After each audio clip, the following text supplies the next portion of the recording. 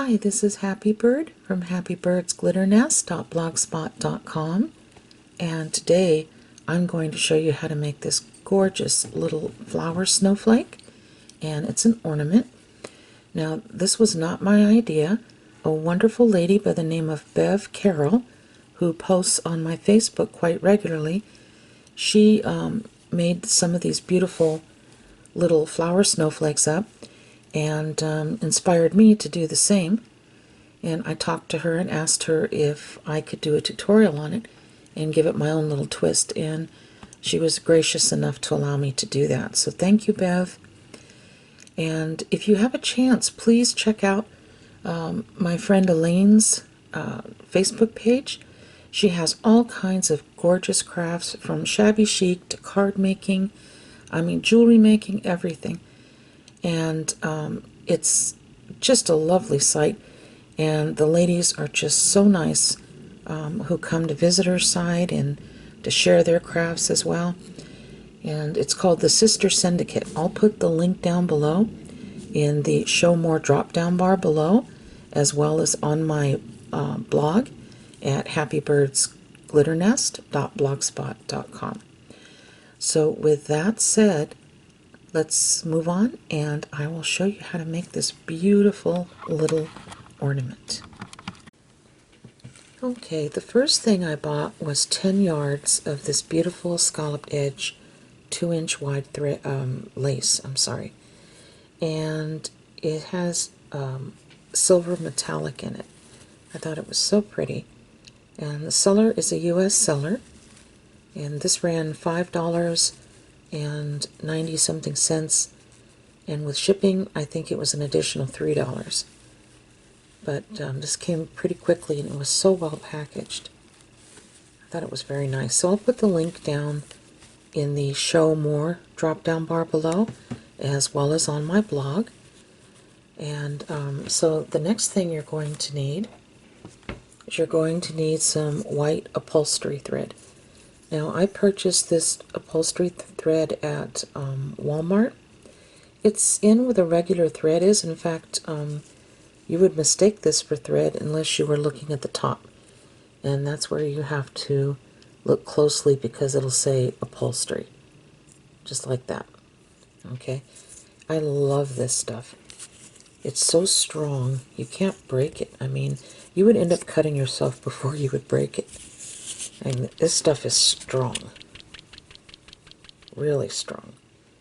And so this is perfect for this project. You don't have to worry about any thread breaking. So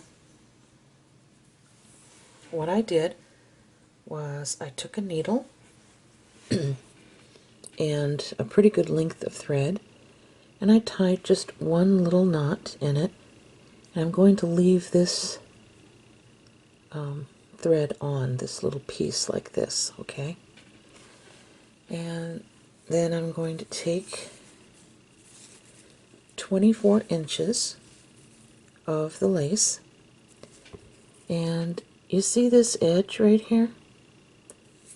I'm not going to put my needle on that, but I am definitely going to put my needle next to this and use that edge as a guide. And I'm just going to do this up and down, up and down, just like that. And you don't have to pull it, of course, right now. We're just going to start it like this, all right? And that's all you do. And you don't have to be perfect about it. Just do the best that you can, and just keep moving this needle up and down like that, all along the edges. And just make sure that you pull this thread every few stitches so it won't get tangled. If you try to do 20 stitches and then pull your thread, you might have a little difficulty. So that's one suggestion that I have. Every few stitches, just kind of pull your thread like so, see? because I have such a long piece of thread that I cut. It was probably about 30 inches, tied 30 inches.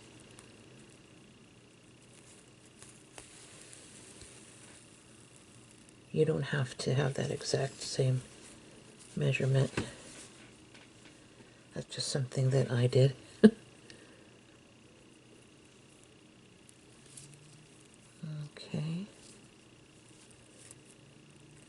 And I'm just going up and down with a running stitch. And this is a good project for you to do while you're sitting, relaxing, watching your favorite program on TV or listening to your favorite radio station.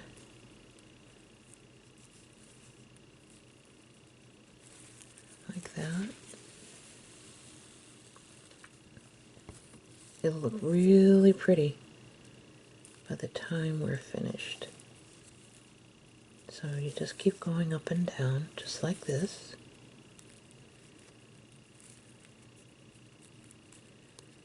And one thing I like about this craft is there's really not a whole lot of ways that you can mess this up. That's my favorite kind of craft. I figured even a trained monkey can go up and down like this with a needle, so this would be a perfect craft for me.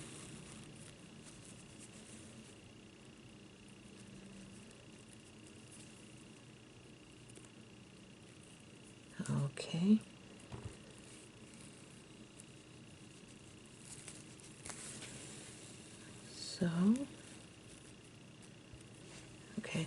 So I'm going to keep doing this. I'm not going to bore you by making you watch me do the full 24 inches. So I'm just going to continue doing this until I get fairly close to the top. And then I'll come back and we'll finish this off. Okay, so as you can tell, I'm very close to the top here. Just a little bit left. So I'm just going to quickly do this up and down.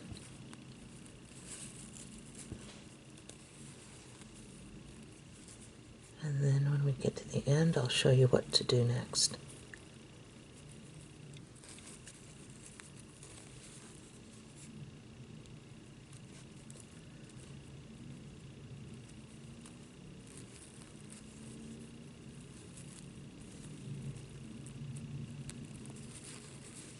Okay, that's the last of my, okay, now see this part right here? I'm just going to leave this needle on here, just like that. I'm going to straighten this out, make sure that I have this on one side only, and that it's not all tangled up and twisted. Okay. Now, you see this end here where I left a little bit of stitching with a one knot. And then this one right here, that's the one with a needle. So I'm just going to hold the needle and this together, making sure this is nice and straight and not tangled. Hold on, I gotta make sure of that. Okay. Yeah. Okay. So now I'm just going to pull the thread. See how I'm pulling? I have my fingers there. So it's all kind of gathering up on its own. Just like that. Okay, so I'm going to hold it down here at the bottom. See how we have this beautiful flower like that? See the center? And everything is nice and even. We don't have any kind of problems with,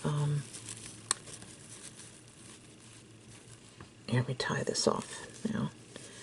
We don't have any kind of problems with, you know, this being all twisted up. Alright, so now I'm just going to pull like that. Make some overhand knots.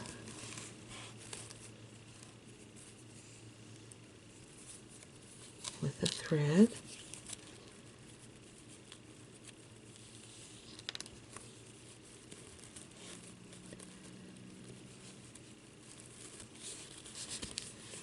It's nice and snug. And I'm just going to do it about, 3 or 4 times. And then I'll cut the thread off. And we'll shape it up.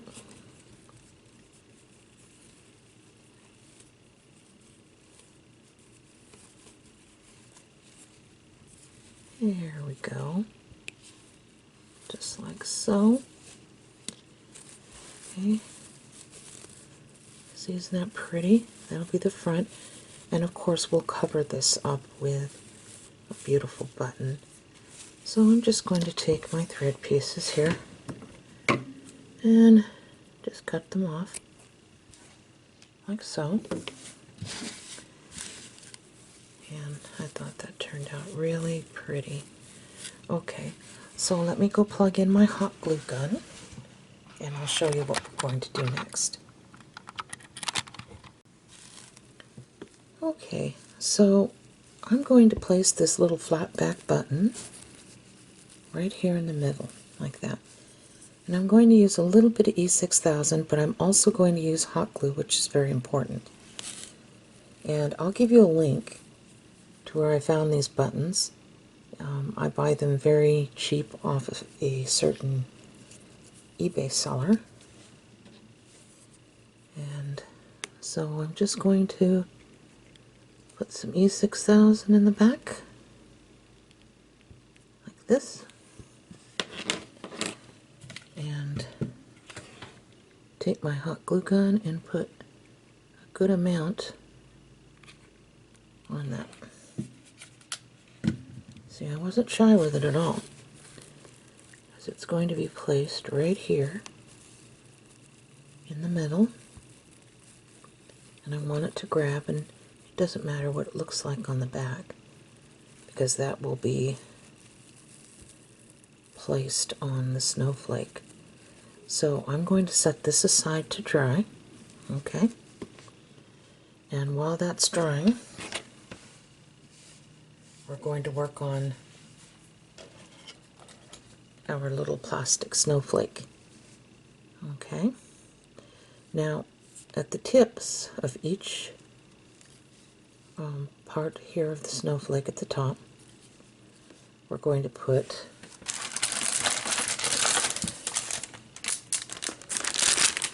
a piece of rhinestone bling. I bought this sheet at Walmart. It's 9 millimeters, and there's 550 in here. And I have the larger 19 millimeter one that I also bought. It was $2.84. And they have these in the kids section, where all of the little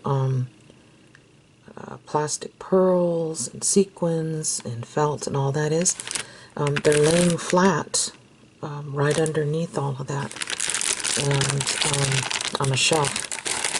So they had a lot, and I love these because they put a holographic paper in the back of each one of these little flat backs, and so it gives such a beautiful shine. I thought that was a fantastic deal. You couldn't even get it for that cheap at Dollar Tree. Okay, so let me open this quickly.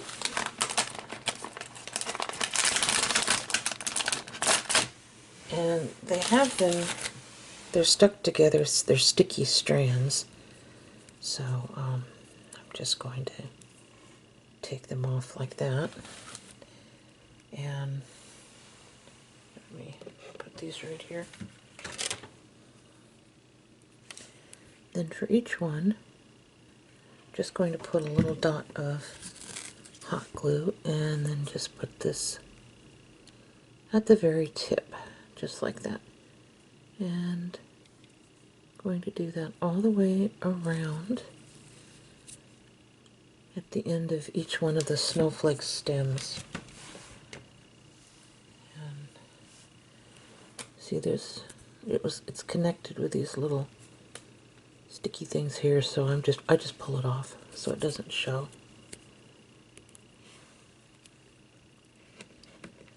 See the holographic paper they put on the back?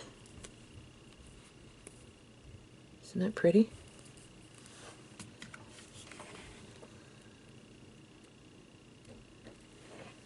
So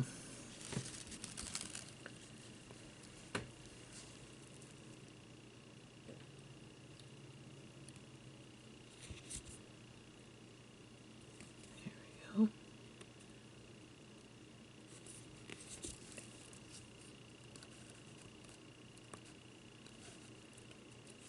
Just like so.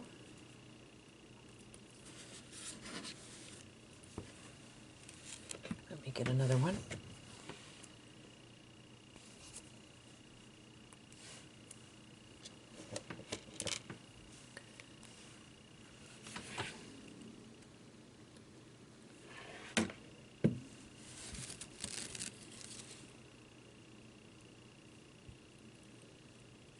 And I'm just going to go all the way around like that. I won't bore you and make you sit through me putting each and every single rhinestone on, but you get the point, so I'm going to continue putting rhinestones all around the edges here, and then I'll be back. Okay, so as you can see, I placed a little flat back stone at the end of each one of the little snowflakes stems. So now I'm just going to choose one of the stems with a hole in it, like that, see? And I'm going to fold this piece of iridescent cord in half. And I bought this cord at Walmart. I thought it was a really pretty white iridescent color. And I know the packaging is kind of munched up, but it was hanging up in the beads section. So I'm folding this in half, and I'm going to come through the back part like this, and open this up, slip this through, and then I will be able to pull like that. And then I'll just tie a little knot up here, and I'm only tying one knot, but when I cut this off, I'll dip this little knot in some Mod Podge gloss or triple thick glaze or something like that, just the little knot to make sure it doesn't fray and come undone. But I'll do that in a little while. Okay, so for now, the last part that we need to do is we're going to put some hot glue around here and on the base, and then glue on our little flower.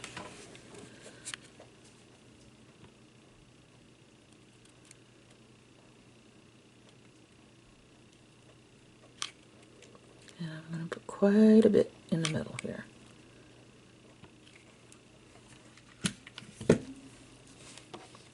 Take our beautiful little flower and hot glue this on directly to the center. I'm going to hold it for a moment or two, like that. And as you can see, you'll see a glimmer of the little bling around the edges, but it's just enough to give it a shine and make it look really pretty. And this would make a wonderful package decoration. You can take the little foam mounts You can pick them up at the Dollar Tree and maybe put one here in the back and then just set it on a package, and they can take it off and just hang it on the tree. But I think it turned out really pretty. I'm very pleased with this one. So I hope you enjoyed this craft, and I hope you really give it a try. God bless each and every one of you, and have a very Merry Christmas. Bye-bye.